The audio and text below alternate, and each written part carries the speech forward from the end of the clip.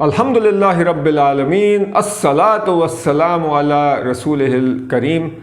Bismillahir Rahmanir Rahim. Assalamu alaikum everyone and welcome to class number 10. Today we will talk about Surah Ma'un. So I hope you're ready. Okay, first let me just talk about our learning objectives. The major points that we want you to learn today are as follows.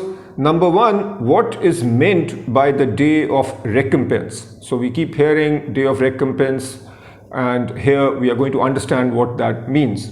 Then the next point, if one has no faith in the hereafter, how is his or her character affected? So this is a very important point, the hereafter or the akhirah. If somebody doesn't believe in it, then what happens to the person's character? What are the sort of attributes that person has? So we will learn that point. Then the third point, why is it necessary to fulfill the rights of people? Then the fourth point, which dreadful warning is given to those who neglect prayer? We all know that prayer is extremely important, salah is important. So what is the warning for those who are neglectful in their salah or their prayer? And then the fifth point, what are the harms of showing off? Many of us sometimes like to show off, but that's not a good thing to do, and it has several harms, or there are negative things associated with showing off, and we will learn about that. All right. Now, as I did last time, I'm going to talk about a connection.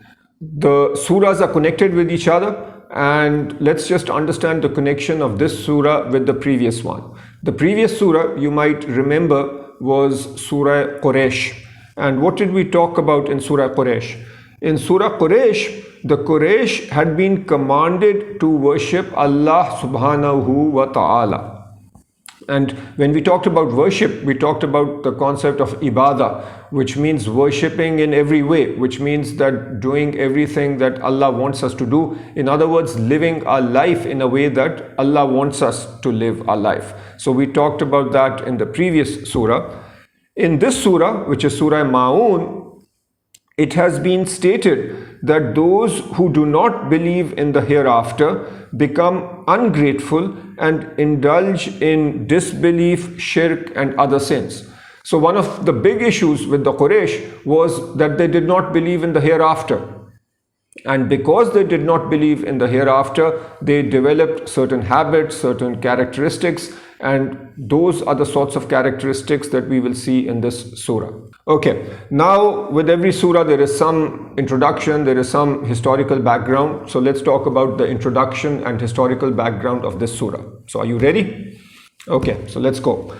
This surah explains the evil character of those who deny the hereafter. Such people develop evil characteristics and evil conduct when they deny the hereafter. These people oppress others and misbehave with the orphans. They neither help the poor nor encourage others to do the same. They forget to worship and they forget to be obedient to Allah subhanahu wa ta'ala. If they happen to do a good act like prayers, they do it to show off.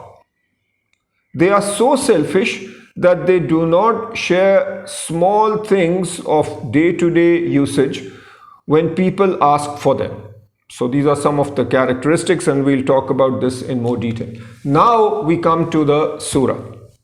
And as I've done before, I'm going to recite this surah slowly, and I want you to recite after me. Will you? Good, excellent. So I'll recite it once slowly and you recite after me. And then after that, I will go over the surah and go over the meaning of the major of the phrases in this surah. All right, so let's get started. A'udhu billahi minash shaitanir rajim. So remember, you need to repeat after me. Okay, very good. Bismillahir Rahmanir Rahim. Okay, good. Ara'ayta alladhi yukaddibu bid-din. فَذَلِكَ الَّذِي يَدُعُّ الْيَتِيمَ وَلَا يَحُضُّ عَلَى طَعَامِ الْمِسْكِينِ فَوَيْلٌ لِلْمُصَلِّينَ الَّذِينَ هُمْ عَنْ صَلَاتِهِمْ سَاهُونَ الَّذِينَ هُمْ يُرَاءُونَ وَيَمْنَعُونَ الْمَاعُونَ. Sadaqallahul Azim. So I hope you recited this after me. Now what I'll do is go over the meaning. Okay, so are you ready? A'udhu billahi minash shaitanir rajim means I seek refuge with Allah from the accursed Satan or Shaitan, and I'm sure you are very familiar with that by now. Are you? Good, excellent. Bismillahir Rahmanir Rahim, in the name of Allah, the most compassionate, the most merciful.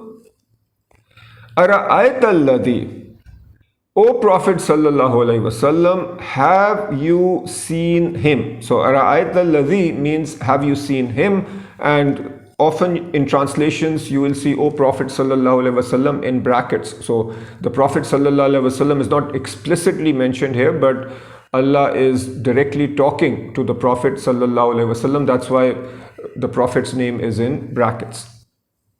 So Ara'ayta alladhi means have you seen him? Yukadhibu bid-deen, who denies the day of recompense. So the surah starts out by talking about the people who deny the day of recompense.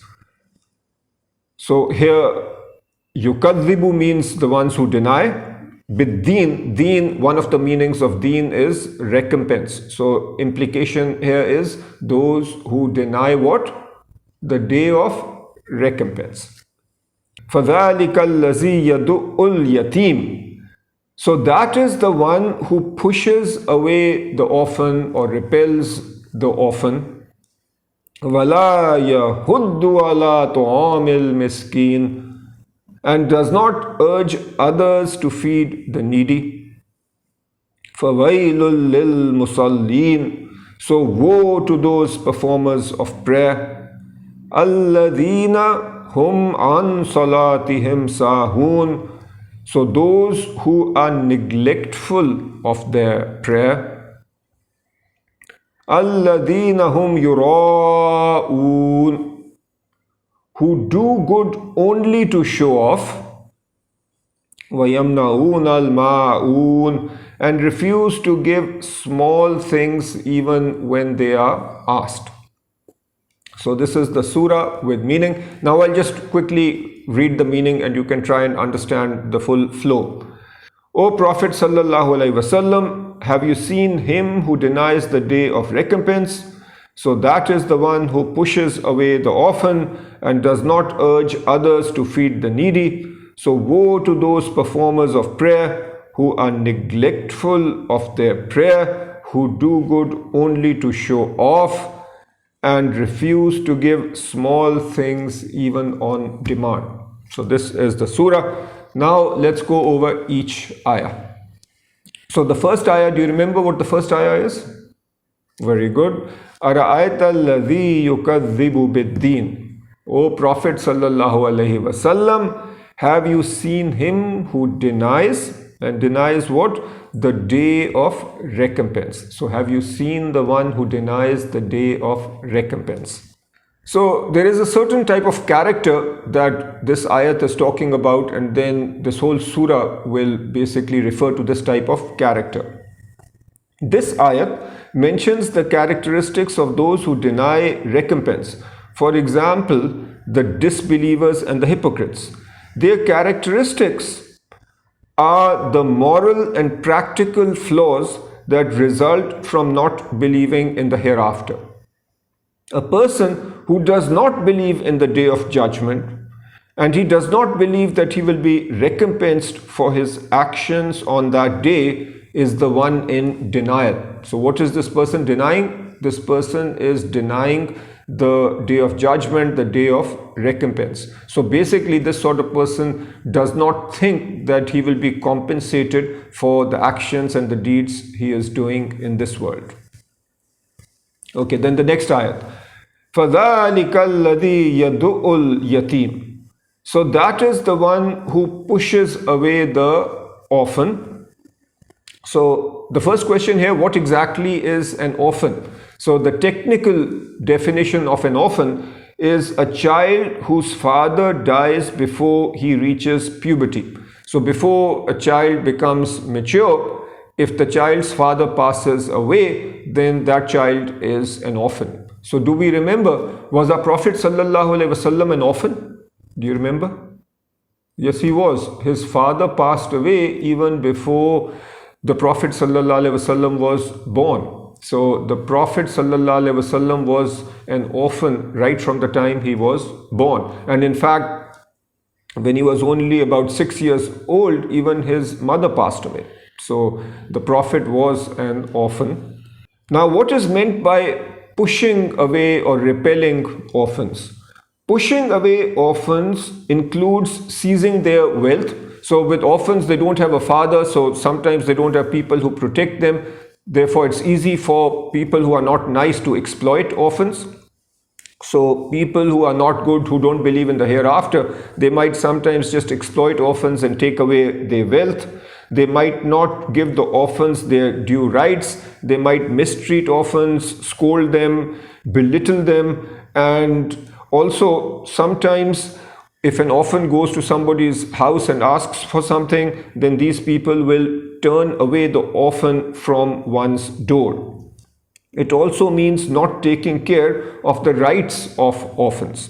There is a saying of the Holy Prophet ﷺ, I and the one who looks after an orphan will be like this in paradise. And then he showed his middle finger and his index finger and just separating them. So this is what the Prophet said. So I and the one who looks after an orphan will be like this in paradise. Another saying of the Prophet ﷺ is that the best house among the Muslims is a house in which there is an orphan who is treated well. So what do we learn from this? Can you think about what we've learned? We've learned that treating orphans well is extremely important. So what we should try and do is find out if there are any orphans in our area, and then we should try and treat them extremely well. Okay. Then ayat number 3, وَلَا يَحُدُّ عَلَىٰ طَعَامِ الْمِسْكِينِ, and does not urge others to feed the needy. So what's a needy person? A needy person is the one who does not have enough provisions. So sometimes we have poor people, they might be earning some money, but their expenses might be more than the money that they are earning. So such a person needs help. So we say that this is a needy person. So a needy person isn't necessarily someone who has zero money. It can also mean somebody who has some money or does a job but does not get paid enough to meet all his expenses. So what's an important practical aspect here? Islam wants its followers to have an attitude of kindness towards other people that encompasses the whole of humankind and enables us to help every needy person. We should treat the orphans and the needy in a nice manner and take the best possible care for their food and other necessities. So this is very important. Islam is a religion that wants us to be good to others, especially those who are weak. So orphans are weak because they don't have a father who can look after them. And then we have needy people, they need help. So what does Islam want us to do? Allah wants us to be very kind and generous and helpful with other people that need help. Okay, then the next ayah. فَوَيْلٌ لِلْمُصَلِّينَ. So woe to those performers of prayer. So which performers of prayer or what sort of people? This will be explained in the next ayah. But if you remember the meaning that I just gave you, these are the people who are neglectful in their prayer, and that is generally the hypocrites. So those who say that they have accepted Islam, but Islam is not in their hearts. So those are the hypocrites. So there is a dreadful news of punishment Those who are hypocritical in prayer are given the dreadful news of punishment. Their manner of prayer has been described in the next ayah. The manner in which they offer prayer reflects that they do not care about their prayers. So now a little more detail. Allah subhanahu wa ta'ala has said, and when they stand for salah, so these are the hypocrites, they stand up lazily only to show people and do not remember Allah but a little. And then there is a saying of the Prophet sallallahu alaihi wasallam. This is how the hypocrite prays. He sits watching the sun, and when it is between the horns of the devil, he rises and strikes the ground 4 times in haste, mentioning Allah a little during it. And this is from Sahih Muslim, which is an important book of hadith. So what is the Prophet saying? There are some things that we see in the Quran or that the Prophet says which we just can't understand. So what does it mean that the sun is between the horns of the devil? So perhaps it means that the sun is about to set, but what exactly does it mean, horns of the devil? We don't exactly know. But there is a larger point and an important point. Sometimes people just wait till the last minute to do their prayer, and then they pray very quickly. It's as if they are just striking the ground. So when we do our Asr Salah, there are 4 rakats in it, and people who do it quickly, they are just sort of hitting the ground 4 times. So going through Salat very, very quickly in a big rush. So that is what the Prophet sallallahu alaihi wasallam is talking about, and that's not the right thing to do. So we need to be careful. When we do a Salah, what should we do?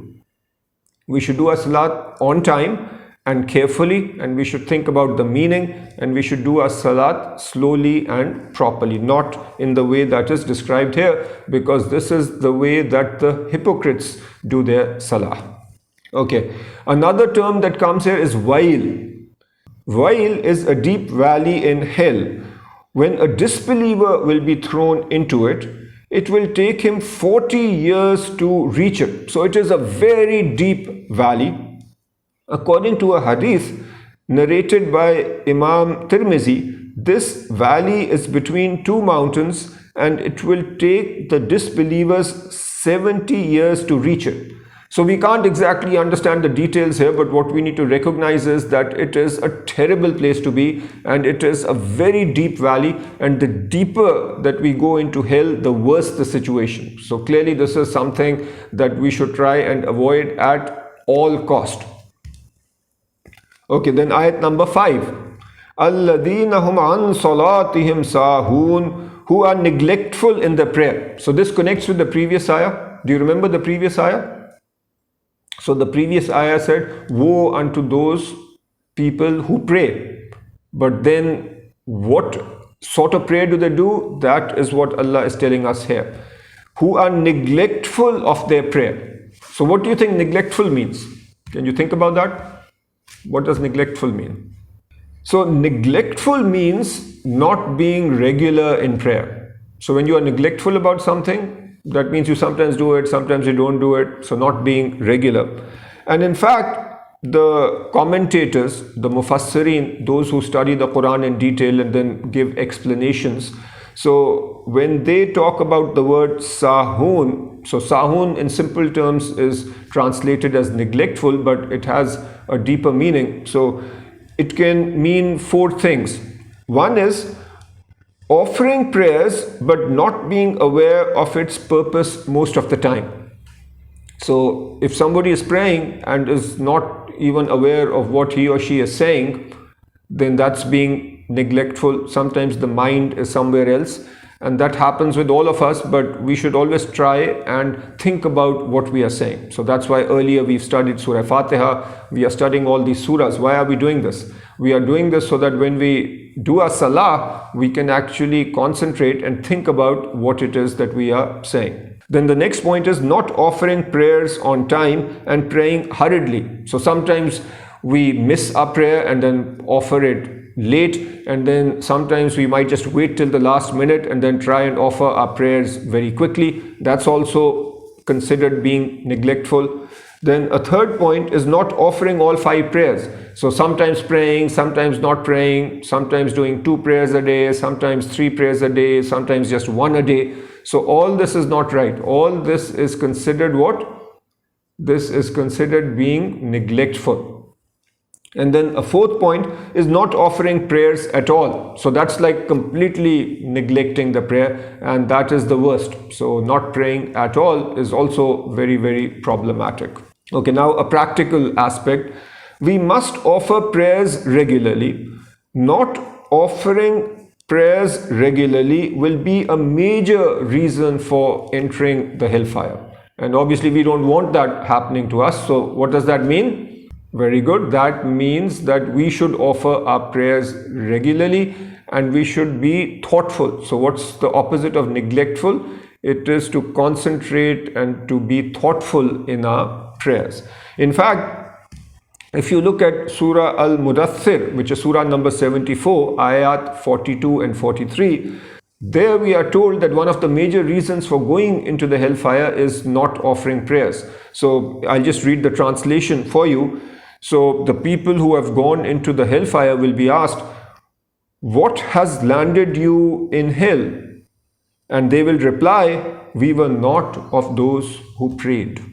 So again, this just highlights the importance of what? It shows us the importance of prayer, of salah. Okay, then ayat number 6. Alladhina hum yura'un, who do good only to show off. So they do good things. It's not like they are not doing anything good. But why do they do good? They do good to show off. So what does the word yura'un mean?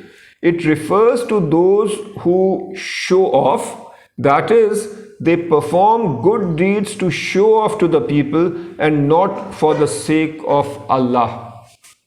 Now, if we think about it, when we do anything good, why should we do it? We should do it for Allah. So we should do good things to please Allah or to please other people. What do you think? Very good. We should do it to please Allah. If we are doing something to please other people, then that's a big problem. And one of the first ahadith in Sahih Bukhari is innamal a'malu bin niyat. So good deeds, what matters first of all is the intention. So again, our intention needs to be pure. The intention needs to be that we are doing this to please Allah. Okay, now some more information. An action done to show off comes under shirk and is not acceptable to Allah subhanahu wa ta'ala. The Holy Prophet sallallahu alaihi wasallam said in a hadith, the one who prayed to show off has committed shirk. And this is from a book of hadith called Musnad Ahmad. So what does this mean? The hypocrites did not really have iman in their hearts. So they were praying, but they were praying just to show other people that they are praying and that they are Muslim. Whereas, why should we pray and who do we pray to? We pray for Allah because Allah has told us to pray. And when we are praying, we are actually communicating with Allah. That's the reason that we pray. We are communicating, we are connecting with Allah. If somebody is praying not for Allah, but just to show other people, then that person is basically saying that other people and what people think is more important. So rather than Allah being most important, he is making other people more important because he's doing this good deed to show other people. And that's wrong. And that is one way of committing shirk. Okay, then ayat number 7. وَيَمْنَعُونَ الْمَاعُونَ, and refuse to give small things even on demand. So what does this mean? If somebody comes and asks them for something small, they refuse. So what's the meaning of ma'oon? These are things of common use that people often borrow from each other. So you might sometimes from a friend borrow a pencil, an eraser, ink, a pencil sharpener and so on. So do you ever do that? Do you borrow things from each other? And what do nice people do? Nice people lend it to you. If you ask somebody and the person is nice, they will give it to you. If somebody asks you for something, do you say, no, I won't give you, or do you give it to that person? I hope you give it to the other person. That's the nice thing to do. So what is ma'un? It is these small things that people sometimes lend and borrow from each other. So this word also refers to the things that are used commonly in homes. So for example, there might be small tools like screwdrivers and pliers. Sometimes it might be, glass, plate, sometimes somebody might run out of salt or sugar, and then you might ask your neighbor, can I have a little bit of salt because I've run out, or I have guests so I need some extra plates. And then you ask, and what will a nice person do? A nice person will say, okay, you need some help or you need something here, you can have it from me. But people who are very selfish, what will they do? People who just think about themselves, they'll think, oh no, if I give them, maybe it will break. So then they refuse. But what have we learned here? Ma'un is the small things that we need in school or at home. Okay, so now if we think about the characteristics of a person who denies the hereafter. So how did this surah start? It starts by asking, where Allah asked the Prophet sallallahu alaihi wasallam, have you seen somebody, or have you seen the one who denies the hereafter or the day of recompense? And then the surah gives us all the characteristics or the attributes of somebody who denies the hereafter. So what does that person look like? One is, he pushes away the orphan. So he is not nice at all to orphans. Then he does not urge others to feed the needy. So not only does he not feed the needy himself, so if somebody is hungry, he doesn't feed the hungry, but he also doesn't advise other people to feed the hungry people. Number 3, he is neglectful about his prayers. And I hope you remember what neglectful means, right? So he is not careful about his prayers, he is neglectful. He shows off. Why should somebody do good things? For Allah. But what does a show off do? A show off does things to show off to other people. So that's also very bad. And he does not let people borrow items of daily use. So simple things he does not lend to other people. Okay, so now let's talk about some practical aspects. Sharing items of common use with others creates an atmosphere of mutual love, compassion, and unity. The society becomes a practical model of brotherhood. And we can also feel this if people are happy giving things to each other, borrowing and lending, then does that make a nice society? It does. On the other hand, if everybody just says no to each other, then people will all be in their own selfish space, and that will not create a society that's very nice. So the best example of this can be found after the hijrah to Medina. So when the Prophet ﷺ and the Muslims migrated from Makkah to Medina, and this is something we've talked about in earlier lessons. So when this migration happened, the Prophet ﷺ created this brotherhood between the Ansar. So these were the companions who resided in Medina, and the Muhajirin. These are the companions who had migrated from Makkah. This brotherhood was fostered under the Prophet ﷺ's guidance and training. So I hope you remember this from before. And there the people were extremely helpful, especially the Ansar. They opened up their houses and they shared everything that they had with the Muhajirin, the companions of the Prophet ﷺ who came from Makkah. Okay, now what are some important points to remember from this surah? The first point, the weaker the belief in the hereafter, the more a person is away from virtue. Why is this? The major reason is, if we think that this world is it and the things that we do here will just stay here, and there will be no benefit of good deeds in the hereafter, and there will be no punishment for bad deeds in the hereafter, then we'll just think about ourselves and we'll be selfish, and we might not help the people that are needy. So a belief in the hereafter helps us become good people. And if we don't believe in the hereafter, then we might do some good things, we'll do some bad things. If we do good things, it will mostly be to show off and to show other people that we are doing good things. Second point, we should share the bounties of Allah with others. So when Allah gives us something, so if Allah has given us money or He has given us knowledge, we should share what we have with others. So other people might need what we have. If Allah has given us more, we should share it with others. The third point, we should be sympathetic and kind to the poor and the weak. So the orphans are weak. We also have needy people. We need to be kind and sympathetic with such people. And what does this do? This helps create a better society. We should not neglect praying to Allah and offer prayers on time with proper etiquette. So we should actually be very careful about our prayer.